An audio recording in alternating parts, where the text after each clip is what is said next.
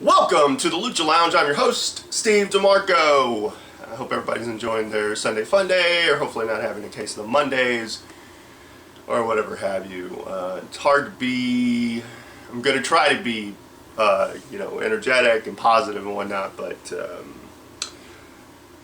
man, it seems like every day you turn on the TV and there's, where you'll look on social media and there's just another tragedy.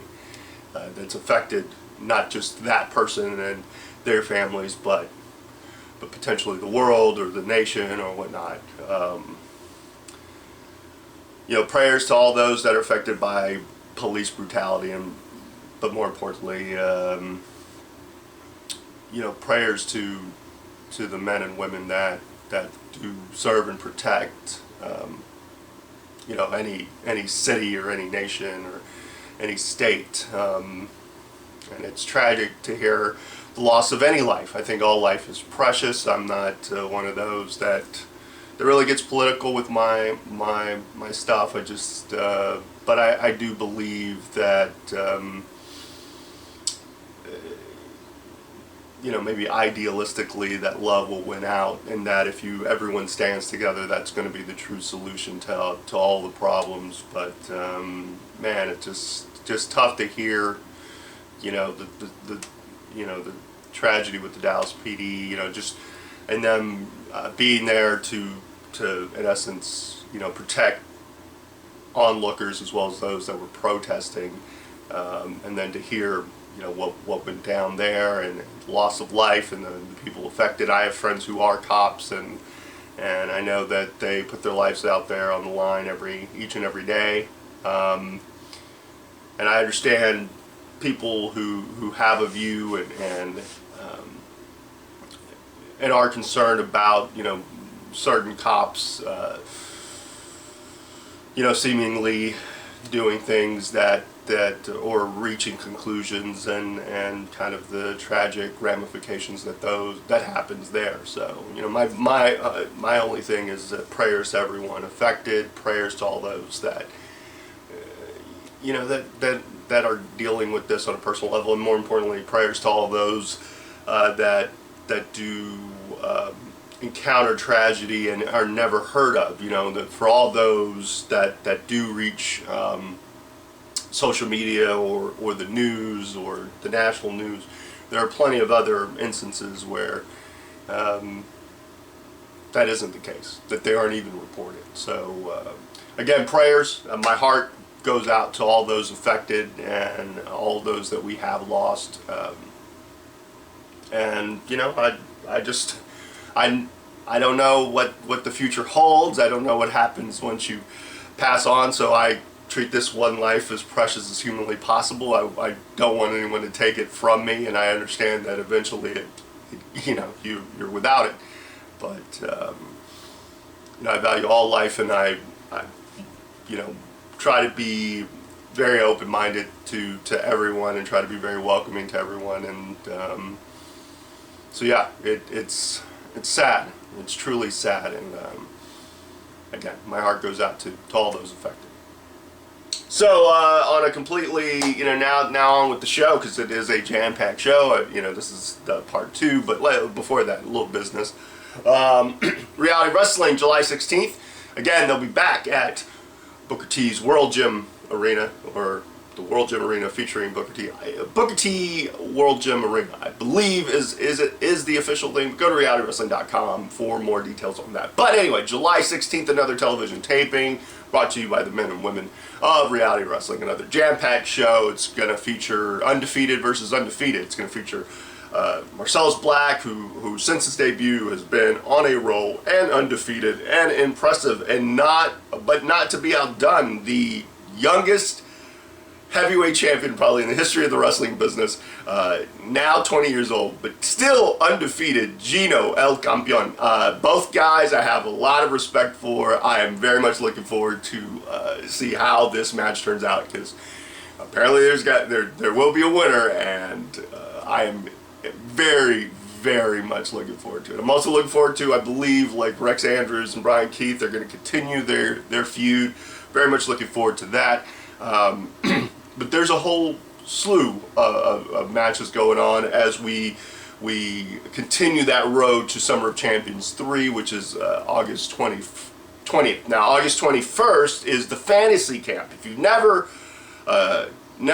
partaken in wrestling at all, or you have and want to come to reality wrestling, or you're a fan and have wanted to always try it and never known about the opportunity, or kind of concerned about the opportunity or whatever have you, what it takes, the fantasy camps are definitely your way to get a taste of it. And again, Booker T will be there, and I believe, don't quote me, Kurt Angle may be there. Who knows? Imagine that, Kurt Angle at a fantasy camp. What an image. But again, realitywrestling.com for more details. As always, if you are in the area that gets the CW39, be sure to check us out every Sunday morning at 11 a.m.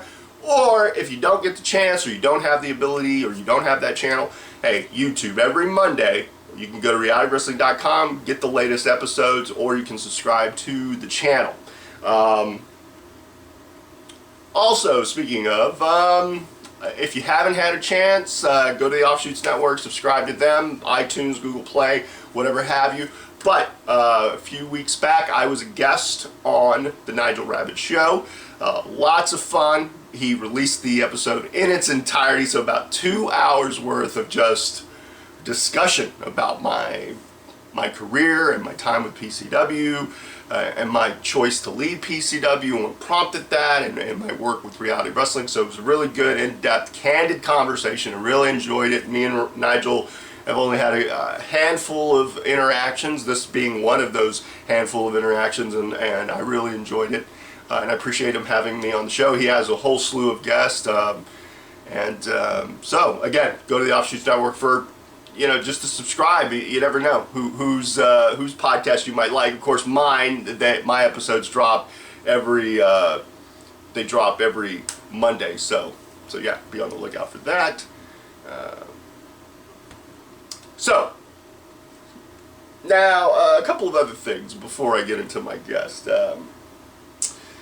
The Hardy versus Hardy Final Deletion Match. Now, honestly, I'd been backed up. I have Impact Wrestling on my DVR. I had like the last 3 episodes, and I was trying to get through the latest, the episode that was the latest, or no, not the most recent, but the one that was in the past. I was trying to get through that one because I try to watch them. I don't try to fast forward them. So over the weekend, over the week, I tried to get through those so I could get to that final deletion match, because I really wanted to see it in its entirety, and I wanted to see it how it flowed in the show, and I really wanted to kind of see the build up, and really how did they get to this final deletion match. And Impact is, I like Impact for the most part. I mean, I may always have that connotation or that negative taste in my mouth concerning some of the stuff in the past, but that's just me being a long-time viewer and knowing that they can be hit or miss. Now, the truth is that I like what they're doing for the most part. I enjoy, like the Miracle Mike Bennett, and I like seeing Maria Kanellis Bennett on my screen, and seeing Billy Corgan in kind of an executive position. I enjoy watching him. I like what they're doing with the knockouts for the most part. The X Division is what it is. A very interesting matchup between Eddie Edwards and Bobby Lashley. I'm very interested in how that turns out. I'm curious to see where the Miracle Mike Bennett comes about, because he did say he was going to ruin the show. But let's get to the Hardy versus Hardy stuff. That much discussed, and I think at the end of the day, that is the most important aspect. It's a big discussion for everyone. Everyone seemingly has seen it. Their ratings shot up, and it was a significant bump, enough of a bump. A few thousand, tens of thousands of people tuned in specifically to see the culmination of this. Now, will they stay for the weeks following? Was this just a momentary spike, or is this a long-term spike type of deal? Who knows? This could potentially be what gets enough eyes on the product, but enough eyes were on the product. Enough people have put their opinions out there concerning it, and I enjoyed it. You know, the idea that wrestlers, two brothers that I've seen on my television screen for a couple of decades now, got the opportunity to conceive this. The broken Matt Hardy character I'm a big fan of. I was a big fan of V1. I was a big fan of the iconic Matt Hardy, and I am equally a big fan, if not a bigger fan, of the broken Matt Hardy stuff, because it is so gloriously absurd, which is what we need in wrestling sometimes. It takes your mind, it's supposed to take your mind off of your troubles. And honestly, I was laughing out loud. The drones, you know, the holographic image, just broken Matt Hardy in general. And Brother Nero, I mean, that's a thing now. Brother Nero is a thing.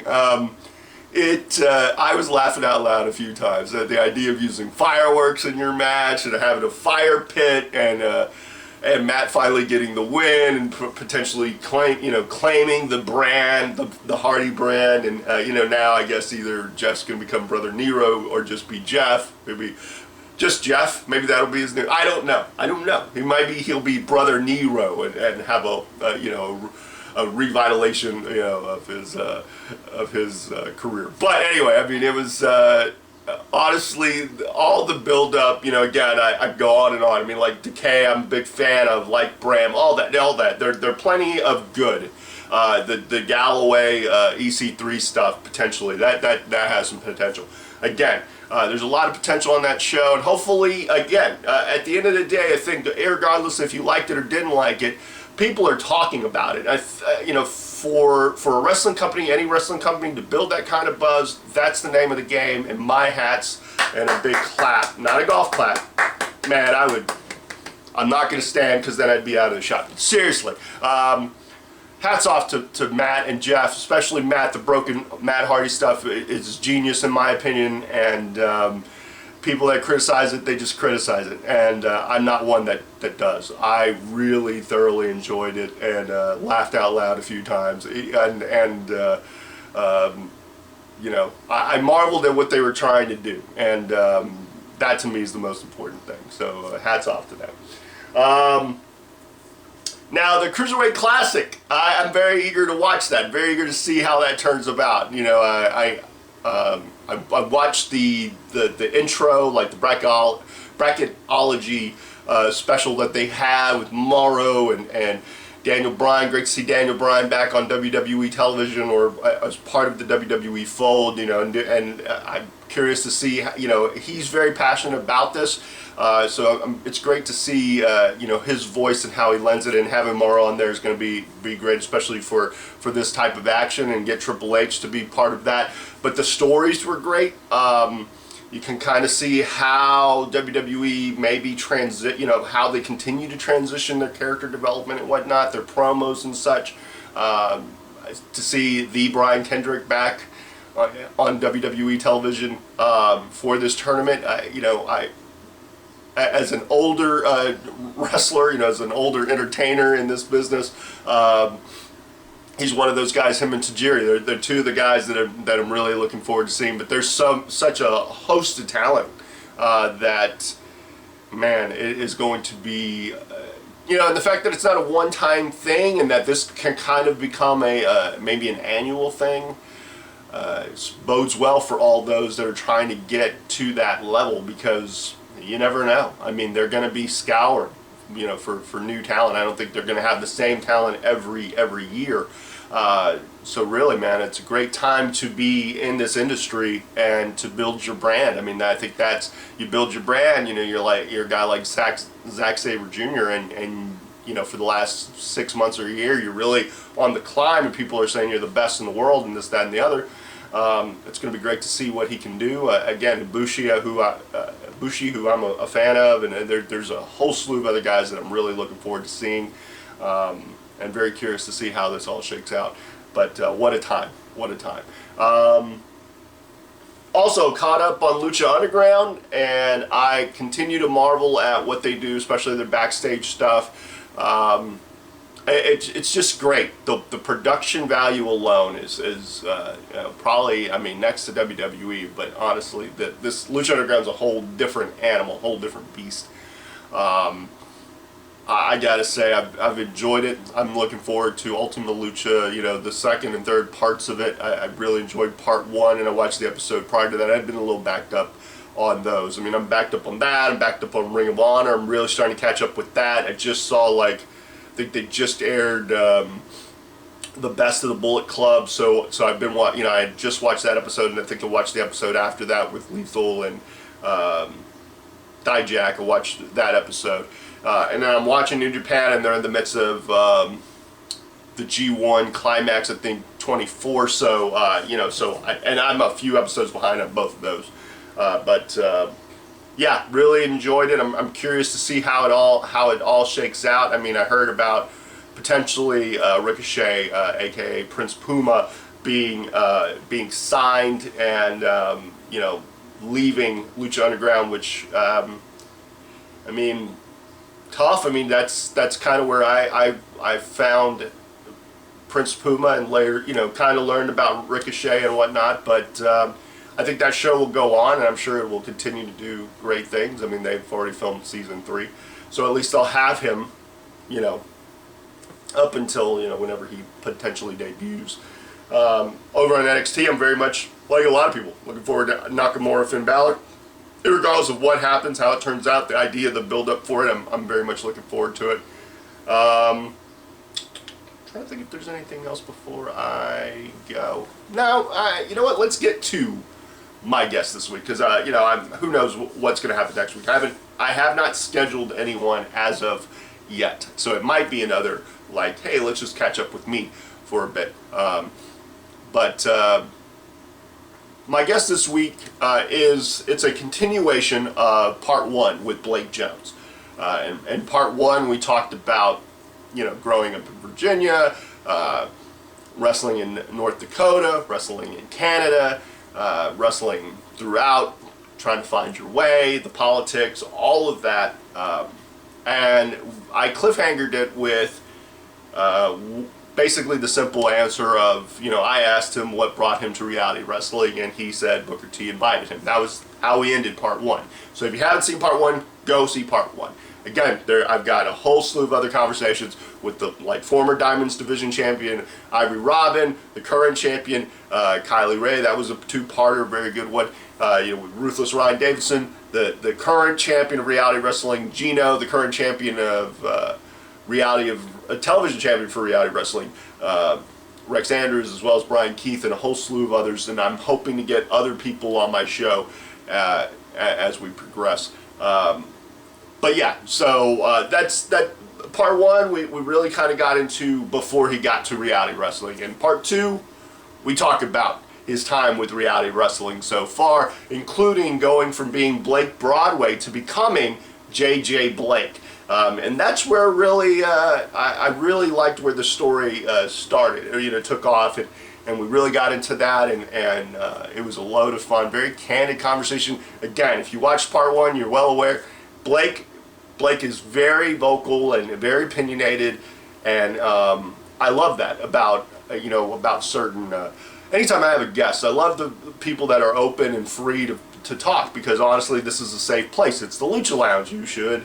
you know, have fun being on the show. But again, just a great time, great conversation. I'm looking forward to what the future holds for this show.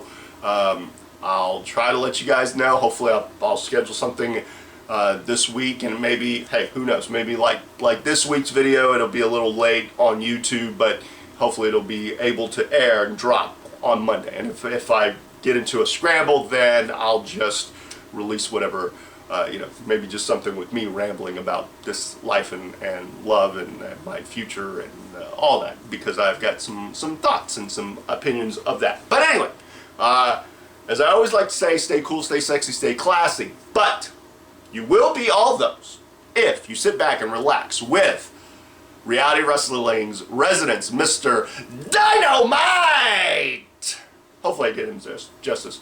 The one and only Blake Jones, but I know him as JJ Blake. Until the next time, later! Okay.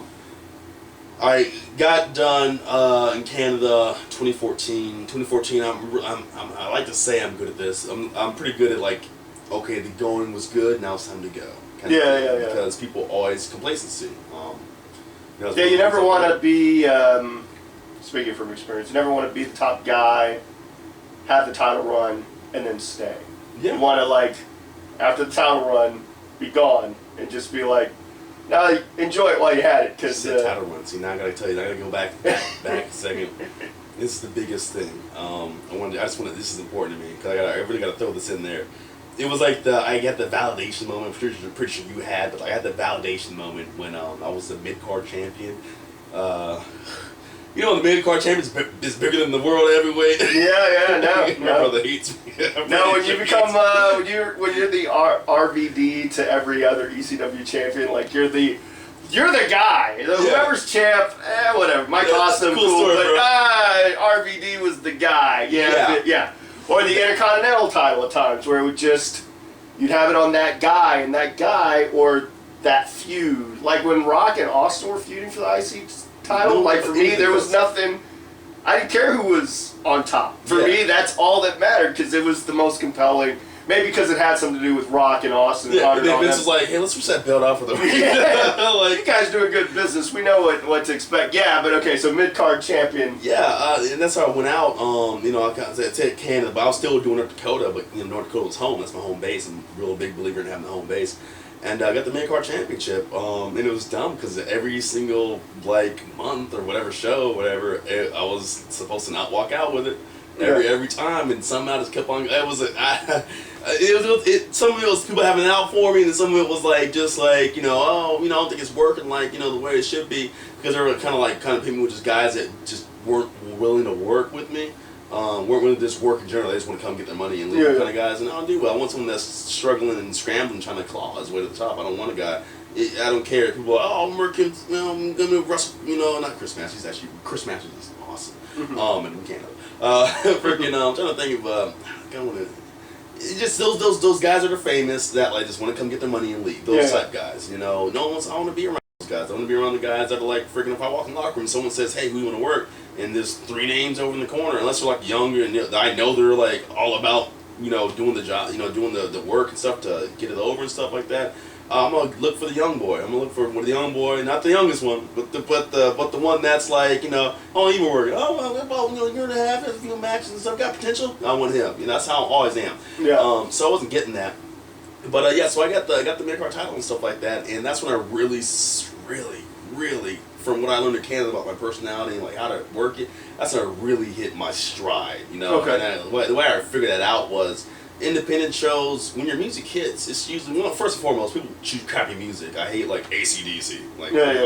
Every time. There's always one that has the freaking song off the freaking Guitar Hero. And the thing is, you gotta reintroduce yourself. They always say reintroduce yourself every single time you come out. And you got to a point where I was coming out to all the lights. They heard all of the lights. They started booing. They already knew what was going down, and I was like, wow, I can't believe they know what's up. And I know it's a small town, so it's not a whole bunch of people in and out and stuff like that. And our crowd was just kind of steadily growing, so it's the same people.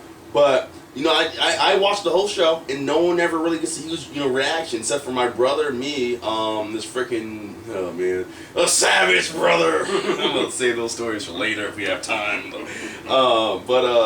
was people that didn't really get a huge reaction, music-wise, and then they come out, oh, it's that guy. That's one thing. When your music hits on an independent show, and it's just boo! You're just oh god. There's so many times I've been back. I was oh yes. I was just getting all hype and stuff like that. But and that I just kept on getting bigger and bigger and bigger, pretty much. Come on, drawing in more and more people, and we finally had our last show that I was at. It's 400 people, standing room only and stuff. We just did a thing with Rhino. Rhino came there, and we had a tag match, and I wasn't supposed to be I wasn't in the match because the whole just it was for the main event guys. All right, cool. And then the boss comes up, hey man, wanna go get Gord? Yeah, man. I didn't think you'd ask. Because me and my brother were running together, obviously. We were running together. So, yeah, so like, man, when I went out there, freaking Rhino gored my freaking spine out of my body, man. They lost it. They were like, I went on the Instagram, and I'm not really Instagram savvy and stuff like that, but I went on Instagram, and I don't even know what I was searching, a hashtag or something like that, or something popped up, and I hit it. It was someone posted something else, and so I hit it. And then, like, me getting gored by like 4 different people was like, oh, and I was like, huh. Nice. Y'all was ready. They were ready too. They were like, oh my god, oh Instagram. I was like, wow. So it was like that first taste of like something happening. But it was just like it was just good to kind of work with a small group, small kind of control to figure that out. And man, when I left, I lost. And that's the thing you just said. That's what prompted me. You said, you lose and you leave. Yeah. Yeah. And when I lost, man, just like a giant weight I lifted off me. Like the ref counted 3, and I was like, wow. And they were mad. Yeah. You boo if I'm here, you boo if I lose. Like, what's going on? Yeah. And then with the boss man, I think he fired me or something. They booed even more. I'm like, oh man, you just ruined the whole show. You got one more match after this, but yeah. So that's how that closed up. But anyway, so to here. So yeah, I left there. I went home to Virginia, and I was trying to figure out what to do. I knew I needed to do something new. The places in Virginia were being slightly, the boys, their best friend booking, if you will. Okay. So, within a month, I'm like, oh, I see how this is going to go. Yeah. Immediately. I'm just like, okay. I went one place and this dude tried to, told someone, this dude tried to Triple H me. I'm like, what do you mean? He tried to Triple H me. Hey man, what do you do? Oh, I do that. Oh, I do that. No, you can't do that. I'm like, so you work that body part, huh? Oh, okay, excuse me. I'm sorry, there's, 7 matches on this show, 6 matches on this show, and, legs, arms, back, head, eyeballs, fingers, dummy. So I'm just like, I was just like, man, I don't want to mess with these dudes. And like, they were really best friendly and stuff like that. So I'm like, whatever. Then the place I was trained at, we just couldn't come to terms on stuff. Just really wasn't working out. So I went to this other place and kind of trained guys there and kind of worked their shows and just went to work with the new guys. Okay. Someone pit me with the top guy, which is the guy who trained me. So it was like, oh my god, I'm wrestling Phil. Oh my god, I'm being Phil. So it was fantastic. I got that. I got some bucket list moments checked off. Like people I wanted to wrestle that I always wanted to. Traveled around Virginia for a little bit, so I kind of got very acquainted with it. And then I started going up to New Jersey for work. Monthly work. I'll be up there for a month or so, and I started looking around Jersey, checking out Monster Factory, fantastic place. Danny Cage, that dude is awesome, dude. Dude is fantastic. I love what he's doing with everything he's doing now, just like the whole. And I know people I want to say people talking crap about oh, he's always pushing the stuff. Yeah, he's proud of it. Yeah. And he's building it with his own hands. I've seen it. I would be proud of that too. Having a nice, unique wrestling gym that legit wrestling match, stuff like that. That dude's a freaking awesome dude. And but yeah, so I checked his place out. But I was trying to find a permanent employment to live there to go to Ring of Honor. Okay. And I've been to a few other things, and they were just like, dude, just come back, just come train up here. I asked them, can't come train? I was like, dude, we would love to have you. Just literally just come. Just whenever you're ready, just come up here. So. It was weird because I was trying to get in contact with them. I don't like just popping up places because you get told one thing about one dude and the other dude's like, oh, that's not what happened. And I just moved up here for no reason. I can't, train or whatever. So I was trying to get in contact with them. I wasn't getting in contact with them. They were, I know Delirious has a lot of stuff to do, so it was cool. And I tried to go up there a few times. I always missed them, stuff like that. So. At that point, I started working in another place called the Sanctuary, which is an awesome place. This dude about a church and tricked it out. And it's I heard really good stuff about that. Yeah, man, it's a whole production. Dude, I wrestled there one time, man. Oh man, he had a little miniature on the thing, so I'll come out backwards like I always do, and I could see myself. I was like, oh, look at me, this is awesome. Got a little taste of the main, of the big times and stuff. And I worked there for about 6-7 months or whatever, and just still trying to figure out what I want to do. Still about to get an employment up there. And I said, screw it, move up here, and I'm gonna show up, and we'll figure it out there. That was exactly what I was gonna do. And I heard Booker T's having a seminar. And I'm one of those guys that's like, oh, seminar, what are they gonna teach me? Shut up and go, figure it out. I'm not gonna lie, I'm not gonna sit here and lie and say, oh, go to every seminar. But I'm not gonna say that because I know that you know, people are out there to get money. People are just not going to teach you anything. You got to, you know, make sure you go to the right ones. But he was doing it for $50. I'm just like, Booker T doing it for $50. Wow. He could easily charge like 200, Yeah. 200, 300, or True. 5. You know, I'm like, something's amiss here. You know, like something's amiss. You know, that's not the mark of someone who is trying to make money and not care what they put out. So, Connecticut, this is a 7-hour and 11-minute drive, if I remember correctly. 7 hours, 11 minutes, yeah, something like that. And I set my alarm for it, and I was just gonna go up. No, wait, it wasn't. I might have been in Jersey actually. I might have been in Jersey. I don't know. I think it was in Jersey. So anyway, so yeah, I was like, whatever. I'm gonna go. I'm gonna go see what happens. You know, so I go up there. It's at NEW Northeast Wrestling, I think it is. Okay. And so I go up there, and that's where I met Rex for the first time. Not that I knew. I didn't know. Didn't know that was this guy. He was there. You know, when I met him down there, I was like, "Oh, Rex, what's up, man?" Nice. Yeah. So I went there. You know, a whole bunch of people were there and stuff like that. I'm like, okay, cool.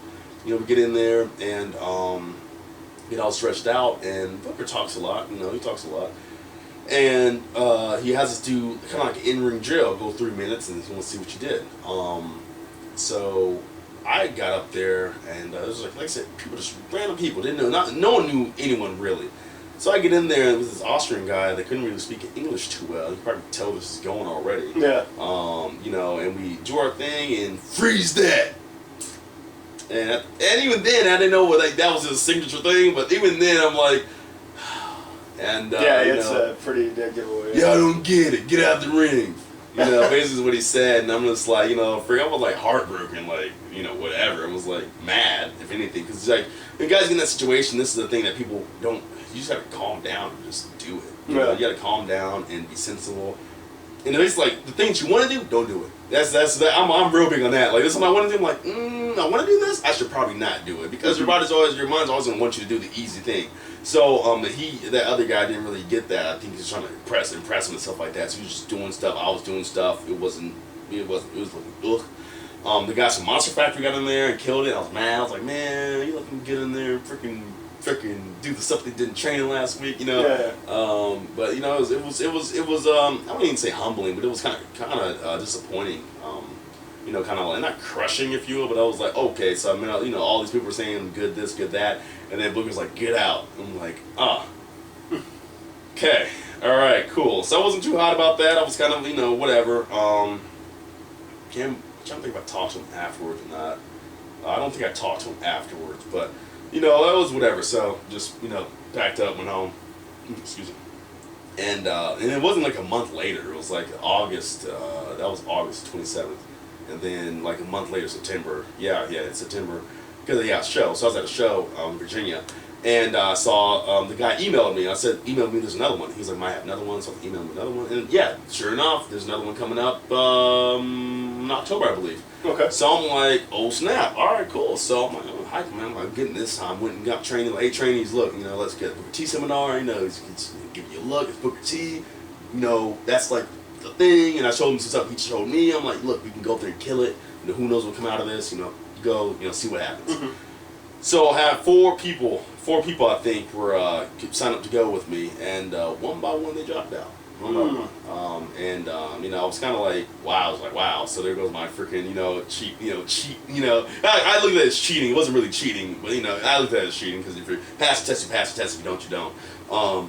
So like the night of the show, I think it was after a show. That's right. Yeah, so we had a show, and you know, I set my alarm when I freaking saw it. I set my alarm for that day to go off at like freaking I don't even know, like 2 o'clock in the morning or something like that. 2:11. It was 2:11. I don't know why I always pick weird times like that. So it was 2:11. Set it, and they dropped out on me one by one. I'm just like, you know, I was just mad. I'm like, wow, you know, freaking. So just, you know, okay, cool. I'm forward to you guys. And I thought about, we're going to drive 7 hours to go up there and freaking, you know, get some freaking Austrian guy again and, you know, embarrass myself again. So I went home and I got home early because I was pissed off at all the guys that were there. So I just said, screw you guys, and just went straight home, didn't hang out. Got home at like 11 o'clock or something, and I went to sleep. Tried to go to sleep anyway. It's in my head, kept on, what was the thought that was going through my head? You miss 100% of the shots that you don't take. Literally kept on playing through my head. So, you know, 1:45 rolls around. I'm sitting there still, same thing going through my head. I'm over trying to sleep, rolling around and stuff. And then alarm goes off, and I'm just like, Because, you know, I finally almost kind of calmed down a little bit and going to sleep. Alarm goes off. And I'm just like, man. So I just look at it and I'm like, man, I should go. Yeah. I should go. So, you know, freaking had my bag already packed, freaking sauce in the car, you know, just pieced out. And got there, you know, 10 o'clock, took a nap in the car or whatever. And the last time I was there, there's a line out the door, you know. This time, you know, I was there for a little bit, so I freaking, you know, walked in, empty. The dude came up, opened the door. Hey, what's up, man? How's it going? Give me a light today, probably. Okay, cool. He said light, like it's like 5 people. Nah, I was the only dude that was there. Like literally, wow. I was the only dude, and I got just like angry. I just got like freaking pissed. I'm like, you're in freaking Connecticut. Like New York City is right there. New Jersey is right there. All these are freaking billions of freaking, you know, guys trying to make it and do this and do that. And I think ROH had like a trial that day too, and I think that's kind of half of it. I think ROH and something else is going on. I'm like, but no, we want to go to ROH and go down there and see what they're doing. It's like, dude, this is dudes in the company you want to work for. I know they're signing people from ROH, but why would you freaking go to that guy who's gonna see? And he's going to Titan Towers after that. He's going to Titan Towers after that. Shoot, you know, I'm not saying he would have saw someone, he definitely would have saw someone, but like, oh, sign this guy, you know, I know that wouldn't happen. But like, you know, who knows, you know, but like the fact that no one showed up just like really just upset me. I was like, this is what kind of guys, I'm just really, this is the indie scene now, just like, you know, let's all run this direction. And then I was like, you know what, screw it, you know, the sheep are going that way, I'm gonna go this way. Cool. And that's when I nixed my whole plan for moving to Jersey and going to ROH. That's when I nixed the whole thing. Wow, okay. I was like, nah, I'm gonna go this way because, you know, I'm not like, you know, being uppity like, oh, I'm not gonna, you know, wear someone else's shoes, you know, if you will. I'm not like saying that, but I was like, you know, I'd rather go do my own thing, and apparently it's gonna be somewhere, you know, maybe I should hook onto this guy and see what he's doing and see what's going on down there because, you know, why not? You know, like it's no one's going this way. Doesn't mean it's bad. It just means, you know, it's a path less traveled, and that never means a bad thing. It just means you got to go somewhere else and just freaking you know, get to forge your own path. So, you know, we did a thing, and he was crapping on me still, crapping on me heavily at first. But then I figured out what he wanted. And it was so funny. It's like the thing when I told you about the guy in North Dakota, and I was like, oh, you know, when I come back, I'm okay, give me one more shot. We did one thing and one exercise, and he was like, no, that's not what I want. You know, what are you doing? This and that. And they did another thing, you know, same thing. It was like, what were you supposed to do? Like, what were you trying to do there? And the third time I was like, I'm doing nothing. I'm gonna do some random stuff. Like, just, I usually think about stuff ahead of time. I was like, nope, just did it. And, like, it was the most simplest, basic stuff ever. Like, and I was just going, and I don't even know. I think I whipped the guy in. He did the up and over. He was like, freeze that. I'm like, that's exactly what I'm talking about. I'm like, I was done. I was like, what do you mean? No, but that's what I was talking about. You know, you guys, you know, they're rushing anything. You're just going and filling each other out, this and that. Where are you going after that? I ain't gonna lie, I was like, no clue. I was just gonna go. That's what we were doing just now, just going. So, yeah, so after that, I talked to him. I went up to him. I was like, hey, you know, I feel like, oh man, what's that reference? It's some movie, some drug movie where like everyone's like doing drugs and stuff, and then you know you got the kid that goes, man, I can't do this no more, man. I can't do this, man. Come on, let me out, man. You know, I walked up to him, I was like, Buck, man, hey, so what's going on down there? I can't do this no more up here, man. I can't do this. Can you take me down with you? Like, I ain't asked that, but like basically that's basically how it went. So and I talked to him. He's like, you know, here's an email. You know, call me, you know, or email me, and then, you know, we'll get together and, you know, let's, you know, come down there because Virginia to Texas is a long way. Anyway, so I get back home, tell everybody it went great and stuff like that. Email Booker, no response. Email Booker again, no response. Email Booker again, no response. I'm like, this mother conductor. I'm like, here we go again. But there's a thing. I'm not going to really like get like all boo-hoo and stuff. I was like, I'm gonna show you. Bag still wasn't unpacked. Toss it in the car in November 7th, 8th, and 9th, I think, or 10th, 11th, and 12th, one or the other. Drove down to Texas. Drove straight down here. I was like, man, you know, I'm gonna show you. You'll see. Yeah, kind of thing. But no, like, you know, I want to check the place out anyway. That's what I talked to him about. Like, hey, can I come down and check it out? I just didn't want to just up here. I don't know how it goes. I don't want to come in there and they're just like, who's this guy, you know, or whatever. He's not there, which he wasn't for the first day or so he was there. No, the first day he wasn't there. But yeah, man, so I came down and, you know, checked the place out. You know, saw all the guys down here, saw all these guys, saw the, you know, training facility and stuff like that. It's very, very rustic and, you know, freaking 2 garage, 2 big, industrial there. I was like, oh, this is right up my alley. So, you know, met all the guys and stuff, and went and talked to Booker that night before he left. He was like, you know, hey, Book, yeah, I came down. He's like, you know, oh, what did he say exactly? He's like, you made it, you know. Oh, you remember me? So, you know, I was just sitting there like, yeah, I made it. Yeah, what's good? Yeah, what's up? Thanks for that invite. Yeah, what's up? Yeah, I just walked up in your place. What's good? You know, but you know, all that came out was like, hey, yes sir. Yeah, I made it down here. This is fantastic. And yeah, so freaking so we sat there and talked, and he was like, you know, he told me the whole 9 yards, you know, want to come down here, you know, see what you can do, whatever, you know, more than welcome to, you know, I'm always looking for guys, yada, yada, yada, you know, we'll give you a look tomorrow. I'm like, okay, so we got a big test tomorrow. I'm over here like, here we go again. Yeah. All right, here we go. Okay, kind of just freaking out and just like, I mean, this is why it's so crazy, because when you get in situations where you need to go do something you haven't done before, and that's what I'm saying. I said it earlier. You know, just kind of chill out, relax, and you know, just do it, and just walk into it. You know, like just some cold water, just walk into it. Yeah. Just whatever, face first. And yeah, so Ruthless Ryan Davidson was the guy. He's like, get in there, you're up, kid. I'm like, all right, here we go. And Ryan's fantastic guy, fantastic. Just had a fun time with him. Had a fantastic, amazing, you know, little thing. And I think we messed up one thing, because I think he was going for something. I wasn't reading him right, but you know, messed up. But you know, he's like, freeze that. I'm like, no.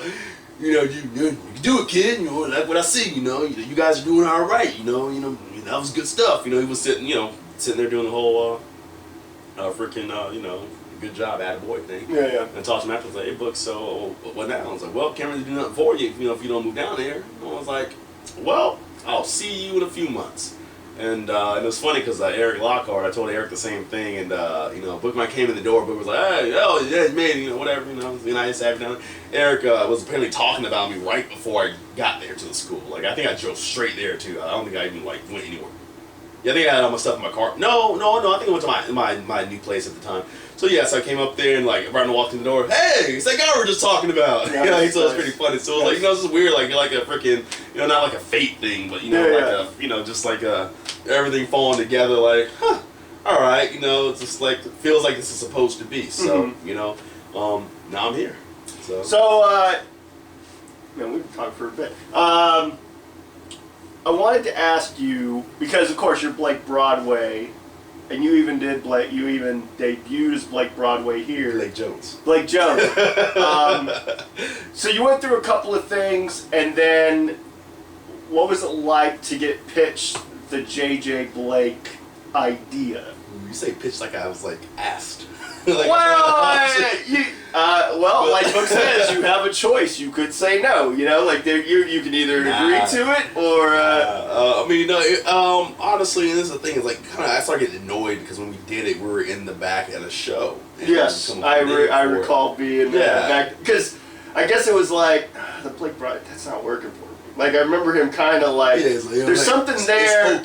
There's something there, but not as that.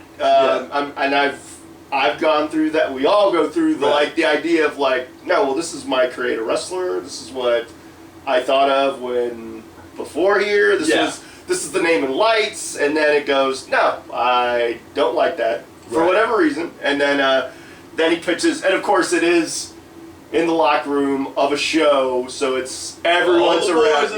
And they all new name for Blake. Yeah, Tyrone, Jamal. I'm like, you ignorant. I'm like, I swear, if he says, yeah, we're gonna name him Tyrone Jamal, TJ Blake, or something crazy, I'm gonna freaking lose my mind, you know. And yeah, just you're sitting there like Curtis. You're like, no, yeah, it was just ignorant stuff. That was ignorant stuff. Like, just people just getting a good laugh out of it too. And of course, because everyone else went through it, I guess. You know, it's nice to see it happen to somebody else. Yeah, no, it's always like, oh, you're part of the group now. You get to go through the name process. Naming, it happened in front of everyone.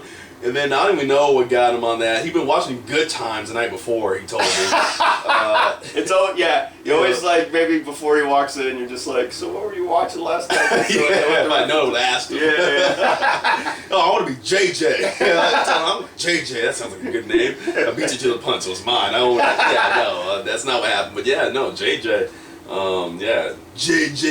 JJ Blake, you know, that's how that came about. You know, it was no ceremony or anything. Just spit it out and all right. But yeah, and he really didn't give you a lot of direction, because a lot of guys, being a producer, I always deal with guys who are like, they're not given a lot, and so they don't know what to do.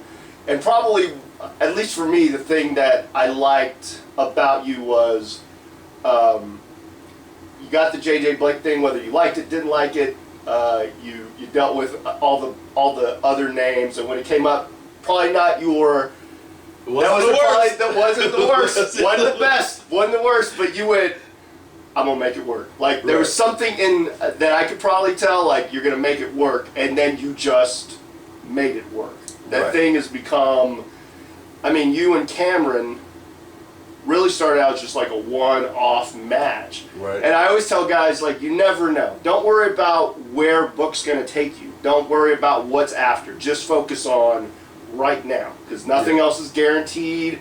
I always use you can walk out this building, get hit by a bus, and book's just going to be like, that's the same way it is here. So what I liked about you a lot of times was just you went for broke.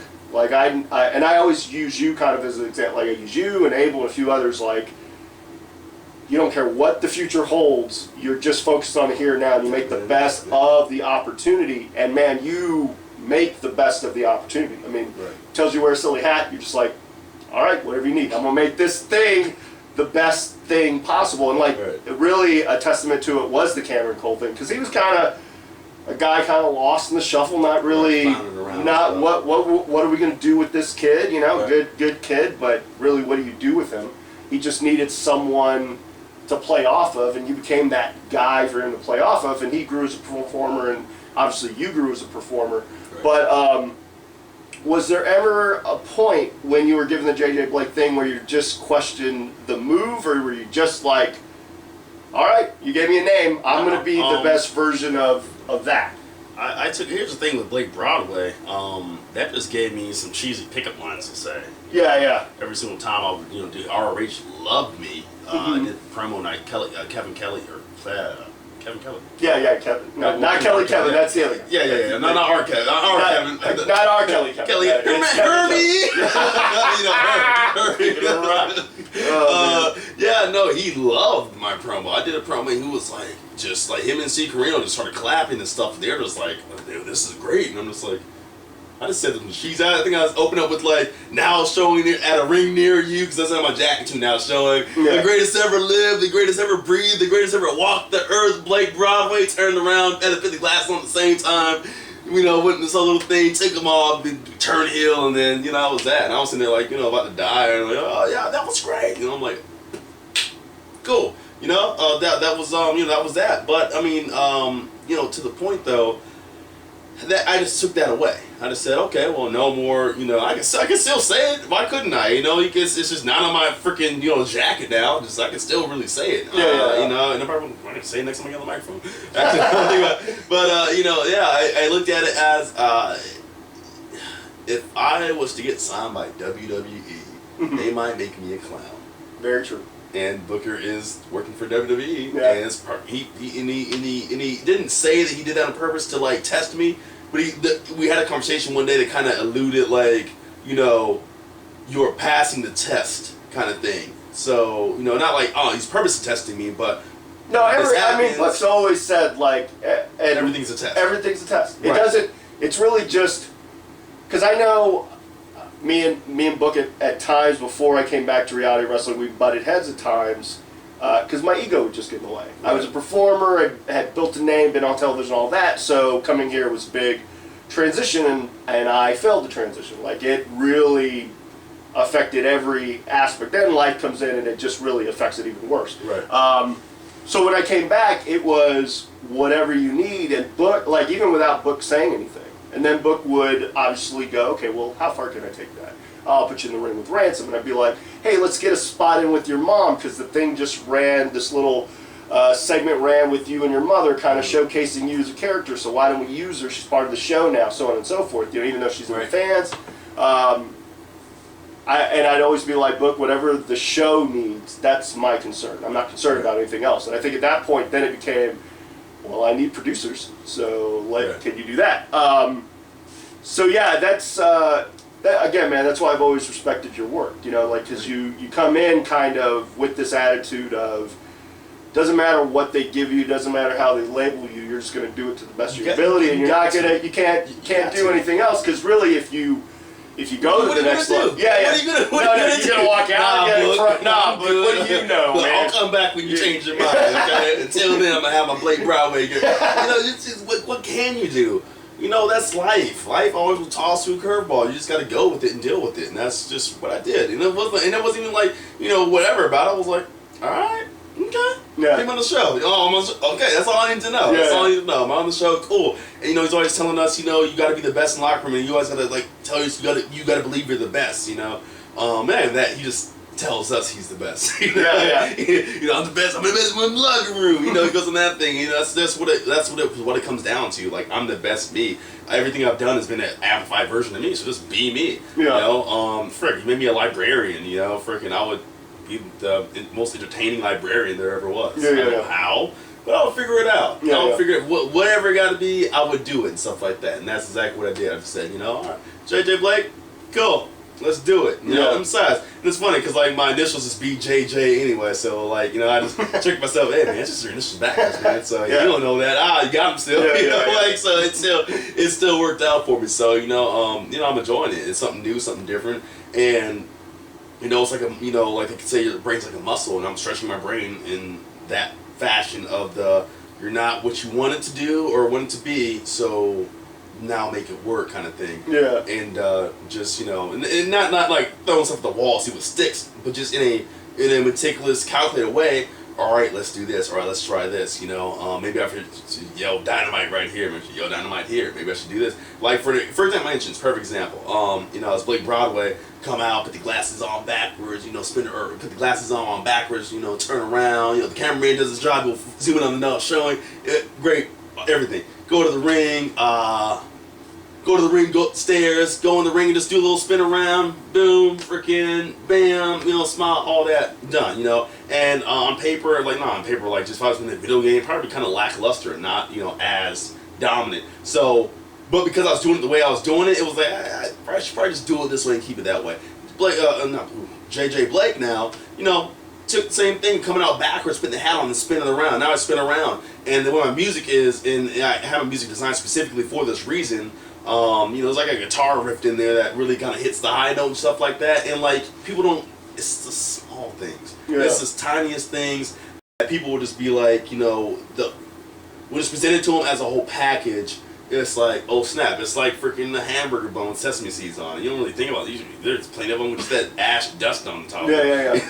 The cheap ones. Yeah. And once there's sesame seeds on top. You never know, but it adds that little crunch to it. I don't know, but it just adds something a little different. And that's still, they're the best burgers in town because they can put sesame seeds on their burger, you know, somehow. So same thing, you know, and I got the inches down with the music. I kind of did the same thing. I go upstairs, I go in, and I walk straight to the corner turnbuckle, and I get up there and I do my dynamite thing. But I do it right when the music hits and stuff like that, but it feels complete. Now when I watch it, it feels like, you know, if it's a video game, it will work, you know, bam, do the thing, but, you know, walking down the, you know, ramp and stuff, you know, get up on the apron, walk up, get in the ring, freaking walk the corner, the turnbuckle, and get up there and boom, you know how to do it. And it's like, you know, just, you know, look around, gauge everybody's like, this guy, this guy, and bam, it works. So, you know, just This is good for this is good in general as a person to grow and professionally. And how does it feel to every time you hit the blank end to know that you're?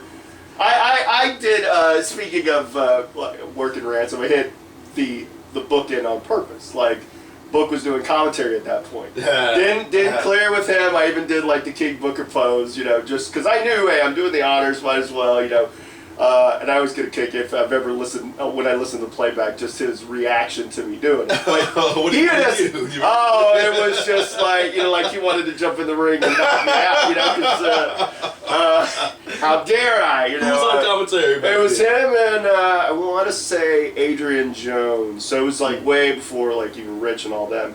I mean, this is like the early days of the internet.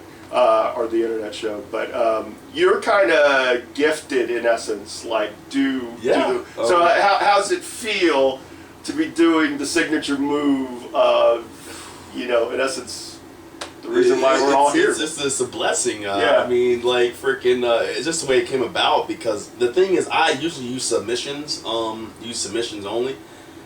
And I never really had a finishing move. It was always the closest thing I had to it was a actual like a rock bottom on the knee. We used to do this London Dungeon, I think it's called, where you grab the guy's arm, you freaking bend him backwards, like you're sitting on top of him, bending him backwards, and reaching up. I liked it. It was easy to get into. It was clean. It complemented my other moves that I had, and just working the arm for some reason. Just people just love they get invested. They just go, oh snap, I'm about to break that dude's arm. So I was always using that. So I had that submission that was my finish, and I loved it because it was like locking in. No, people are all like, oh no, and he gets her up or whatever, fights out of it. It's like a pre-packaged like emotion bundle, pretty much. It's like if I do it anytime in the match, it's gonna be good. Not just a move, but just it's a submission. So so the closest thing to if I had to just slam somebody, it would be that on the knee. But I never pinned anybody off of it, so that's just the closest. I don't know. And it's funny because people ask me that. I'm like, I don't have a finish. I didn't want to say that. People get all funny whole submission, huh? They think that you think you're Chris Benoit or something, or freaking, Brad or freaking some legendary, submissionist. I'm like, no, I just do a submission. I'm not Chris Jericho. The first match I had as JJ Blake, not Blake Jones, but as JJ Blake, he was looking at me. He's sitting there, with Bruce Pritchard, "What you finished, kid?" And I was looked at him, and I had a conversation with somebody else earlier that day because I was doing the rock bottom in training just to do it. And once again, to clarify, Undertaker's my favorite wrestler. Okay, I was doing the rock bottom just to do it. It's just whatever. I mean, you do the old school, man. That's what I'm saying. I'm saying, man. I mean, as a big fan of Undertaker, I always see that. I'm like, he gets to do that. You want somebody to stop doing it? But so I'm just like sitting there, and someone, he's rock bottom trance, talking in the back to somebody like, nah, don't say that. Don't say that. I don't know, Booker. Just say the booking. The Booker will get real. He'll get real excited. And I was like, well, let's see what happens. So I go and talk to him. He's like, "What's your finish, kid?" I'm like, been using the booking in training. I said it real soft, like I don't want to offend him. But using the booking, it's kind of fun. He's just sitting there. Yeah. So I was laughing, and he's just like, "Yeah, do that." So it was just one of those weird I don't ever have moments where I kind of step out and go, "Oh my God, this is so awesome!" Ever. I'm usually, shoot, man, they can freaking sign me today, and I'll just sit there and be like, "Cool, wow, I did it," kind of thing. This is how it feels, huh? Just sign, But it was just that moment right there. But that moment specifically, I was like, he said I could do it. When you're talking about it, he's always like, "Oh, I created rock bottom." Rock took it from me. He always says that anyway. So it's like the original or originator. Nothing's sacred though, wrestling. Yeah, I know. So he gave me his blessing to do it, and man, he was like, "Make it look good, or you can't do it no more." And the minute he said that, I was like, "Oh!" So the first person I did it to, I forget who it was. Oh, it's just my girl. Forget who it was. The first person that I did it to was I don't even know. It was a tiger. Okay. It was a tiger. One of those tigers. Inferno tiger or Frio tiger. Yeah, and I killed that kid. I killed him so hard. Damn, man. They were like, "Man, you choke slammed me." I was like, "No, I didn't. I'm just real tall." And I made sure you went all the way up and just murdered him. So, that was a good time. Good, man. Got the blessing from Booker. Oh man. Well, I've been wanting to have you on the show for a bit. You know, honestly, because you go for broke for a lot of things, you make the best of all opportunities, and you're blessed by doing the Blaken. It's not get to the old school. I was already a fan, but I haven't even hit it yet. No. You keep on pulling me off the road. you do it ransom, Walter. Yeah. One day you're gonna hit it. I'm gonna hit it. One day you're gonna hit it, and you gotta act like it was just par for the course. You can't be like, oh my God! No, but yeah, man. I'll definitely want to have you back on the show at some point, just so we can talk some of this, some of the crazy stories that you ran into. Oh man, I got plenty of that. Oh, I know. But always a pleasure, man. I appreciate it. Thanks for your time.